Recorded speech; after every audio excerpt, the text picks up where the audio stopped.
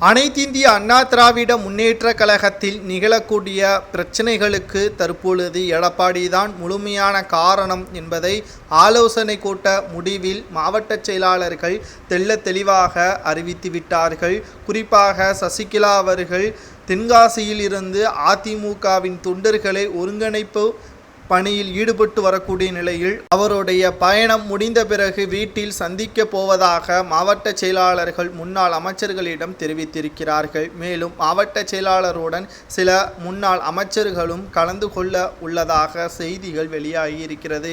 ஆனால் எடப்பாடி பழனிசாமி அவர்கள் இதற்கு மறுப்பு தெரிவித்திருக்கிறார்.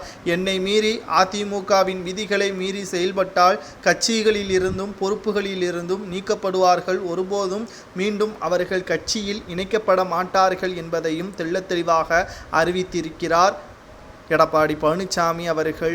முதலில் அதிமுக வெற்றியடைய வேண்டும் என்றால் தொண்டர்களது பங்கு மிக முக்கியமாக செயல்பட வேண்டும். அதற்கு ஒருங்கிணைந்த அதிமுக உருவாக்க வேண்டும். இதற்குத்தான் மாவட்ட செயலாளர்களும் முன்னாள் அமைச்சர்களும் எடப்பாடி பழனிசாமி அவர்களிடம் தெரிவித்து வருகிறார்கள்.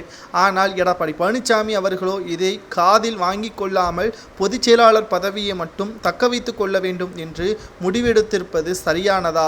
இது அதிமுகவிற்கு பயனளிக்குமா என்ற மிகப்பெரிய ஒரு கேள்வியையும் மாவட்ட செயலாளர்கள் கூறிக்கொண்டுதான் வருகிறார்கள். மிகப்பெரிய தவறை எடப்பாடி பழனிசாமி அவர்கள் செய்து வருவதாகவும் இது போன்ற நிகழ்வுகள் மீண்டும் மீண்டும் அதிமுகவில் நிகழ்ந்தால் 2026 அதிமுக தோல்வி அடைவதோடு மட்டுமல்ல, ஓட்டு சதவீதம் குறையுமானால் இரட்டை இலை சின்னத்தையும் பறி கொடுக்க நேரிடும். இதைத்தான் எடப்பாடி விரும்புகிறாரா? அப்பொழுது பொதுச் செயலாளராக இருந்து என்ன பயன்? அதிமுகவில் தொண்டர்கள் இல்லாமல் தலைவன் இருந்து என்ன பயன் என்ற ஒரு கேள்வியையும் மாவட்ட செயலாளர்கள் கூறி வருகிறார். சசிகலாவும் ஓபிஎஸும் டிடி தினகரனும் அதிமுகவில் மீண்டும் இணைத்தால் வெற்றிதானே கிடைக்கும். இதற்கு ஏன் பயப்பட வேண்டும்?